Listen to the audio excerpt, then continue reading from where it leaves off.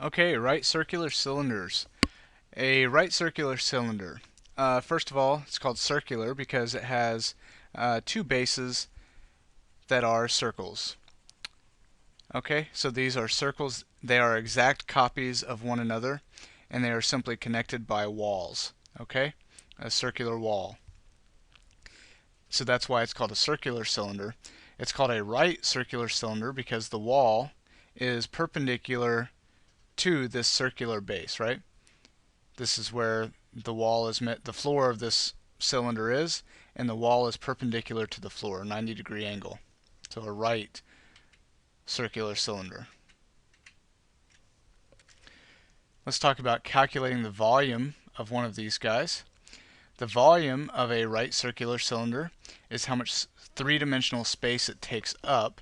So what we could do to calculate that is first start by calculating the area of the base, because that will tell us how much space, the two-dimensional space, the base will take up.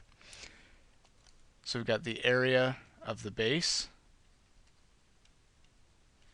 And then you take that area of the base and you multiply it by the height of the cylinder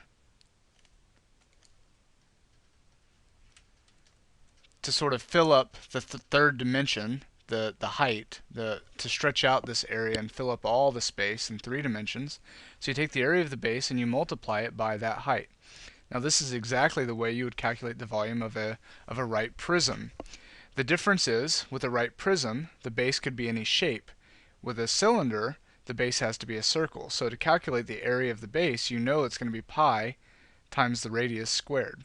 Okay, so you could take pi r squared times the height, and that will give you the volume of a right circular cylinder.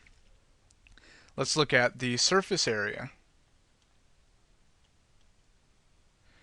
The surface area of a right circular cylinder is the area of the skin of the entire object. Okay?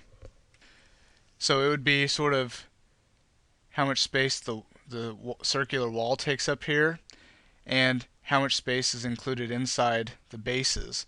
So why don't we talk about the bases first? The skin is made up of two bases, right? So you'd take the area of the base and you'd multiply it by 2 to get the two ends, the top and the bottom areas, and then you need the area of the wall. Now the way to do that is to take and think about your base. Your base is where the wall comes from, right? If you cut through your wall, it's going to be a circle just like the base at any point. So what you do is you take the perimeter of the base, which for a circle that's called the circumference. So you take the circumference of the base, just the outer edge, and multiply that by the height, thus calculating the full area of the wall. And nothing inside, right? That's why we're not looking at the inside of this perimeter, we're just looking at the edge.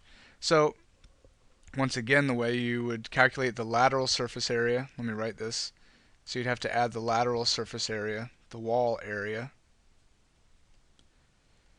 to the areas of your ends. To calculate the lateral surface area, you take the circumference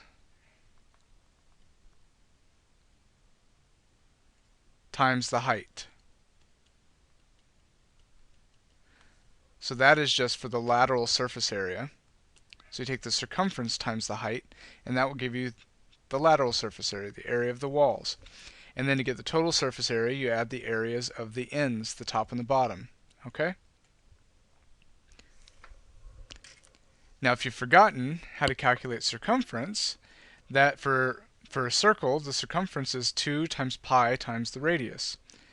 Okay? And the area of the base is pi r squared. So if you were to rewrite this entire formula, it would be 2 times the area of the base, which is pi r squared, plus 2 pi r, the circumference, times the height. Here is the lateral surface area, and here is the area of the ends. And you have 2 ends, so you have to do 2 of them. Okay, so I wouldn't memorize all of this. I would understand the basic idea and then know your basic properties of circles.